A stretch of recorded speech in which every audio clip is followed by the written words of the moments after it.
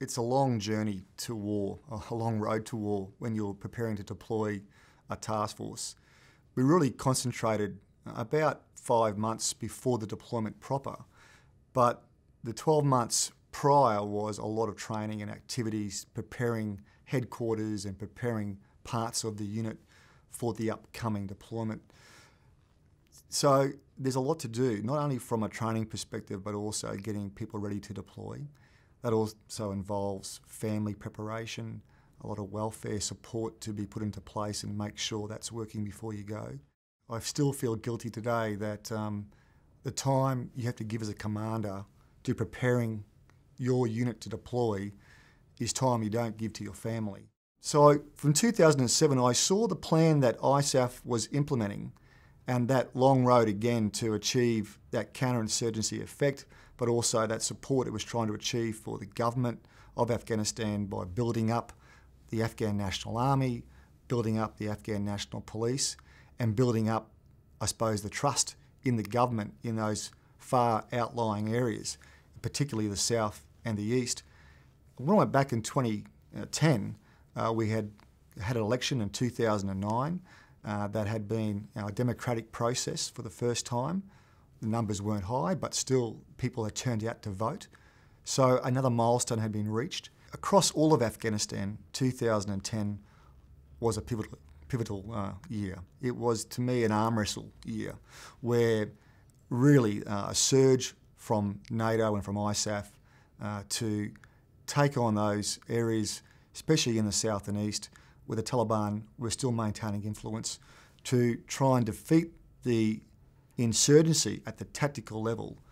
And for Australia, that meant for us expanding our mentoring and partnering role.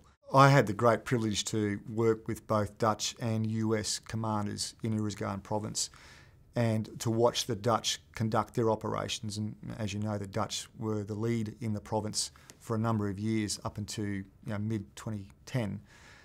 The Dutch were very much focused on building the governance and the infrastructure to support long-term development within Uruzgan. They were conducting security operations but investing heavily also in that development and reconstruction. And I learnt from the Dutch how to approach development, how to understand what the Afghan needed, not what we wanted to give. We were learning as we expanded in the province a real need to understand what we call the human terrain, understand those tribal influences, the tribal effects on politics, but also how the tribal effects link back to the insurgency. And it's just not knowing about the Taliban and knowing about what the insurgents are doing. You definitely need to understand the population, the politics, and the tribal issues. Probably the biggest frustration is wanting to achieve results quickly so that you can continue to spread the results further and further. But you learn that it takes time. It takes a long time to change generational problems and generational issues, and that you need to have a long view of counterinsurgency, and in particular in Afghanistan, you need the long view. It's important to note, though, that when engaging the population, we were doing that with our Afghan partners. We always made sure that engagement was Afghan-led, but you need to understand as a visitor and as someone in that country those cultures very closely. I was very fortunate at times to be invited into the homes of local Afghans and to share chai or to share food with them and to talk to them in their home and to get that conversation going about their country and about their future. And you learn a lot from those experiences. And I must say that every time I was in that environment, I felt very safe. I felt that I was in an environment where there was trust and there was honesty, because the Afghan people, when they take you into their home, treat you as someone that they respect and they will look after. And that showed to me that by having a good cultural approach, making sure that we were aware of the cultural sensitivities, we could make inroads with the local population as well. This is not just a military, approaching this problem. This is working with DFAT, working with AusAid, working with the Australian Federal Police, where you have an approach where you see a government-to-government engagement trying to achieve a very objective outcome.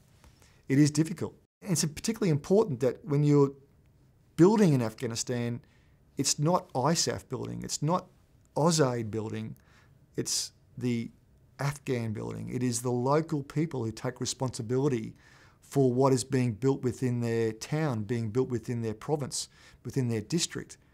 They own that. I suppose at times, you are wondering if you're making success, if you are actually achieving something that's going to be long-standing, it's going to be there after you leave, after your units departed. The Afghan soldier is normally a soldier who doesn't come from the province we're operating in Uruzgan. The majority of those soldiers came from northern Afghanistan around Kabul or elsewhere, not from the south. So they were also foreigners to the land they were in.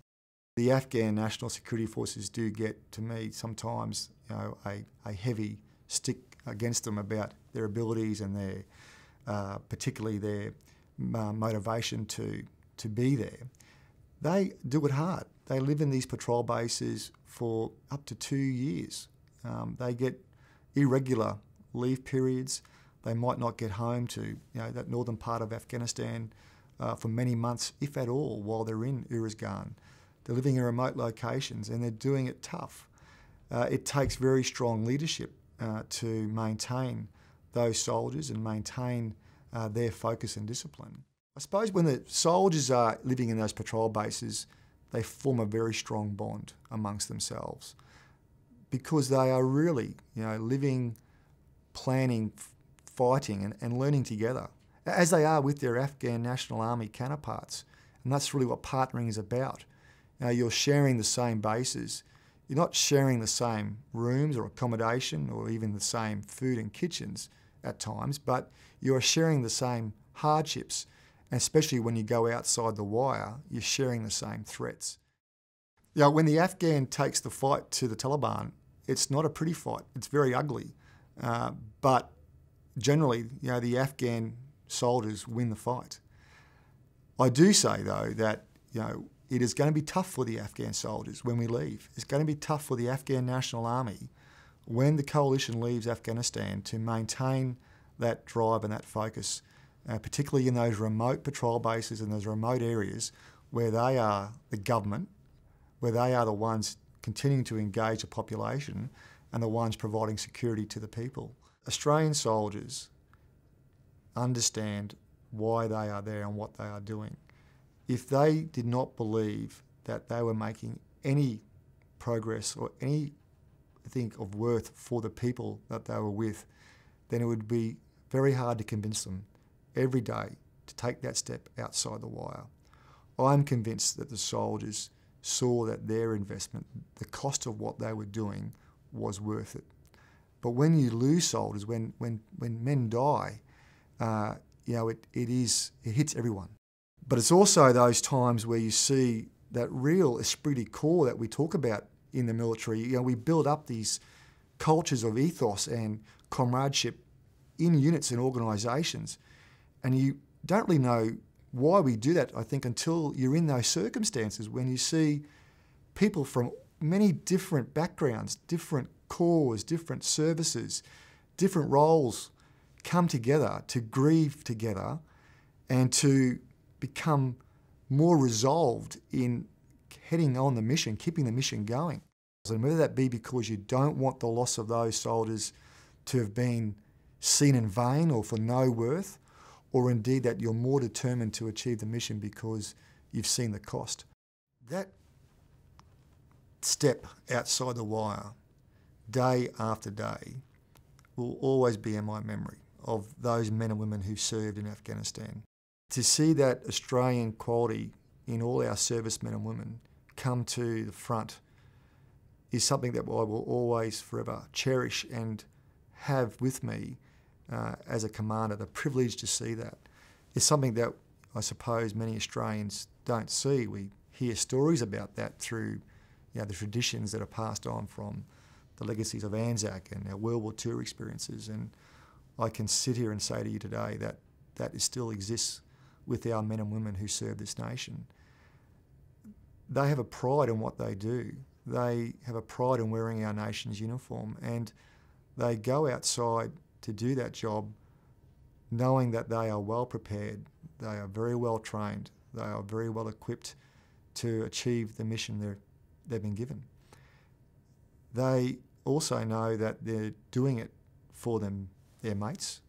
Mateship plays an important part of what they're doing. They're there to protect each other, and they're doing it to help other people who can't help themselves. Now, I'm not going to gild the lily and say that we have made Afghanistan into a country that will forever be secure and free from the scourge of conflict or from Taliban influence, or that what we've done in Afghanistan and Uruzgan in particular is going to mean that there's a safer future constantly for the people.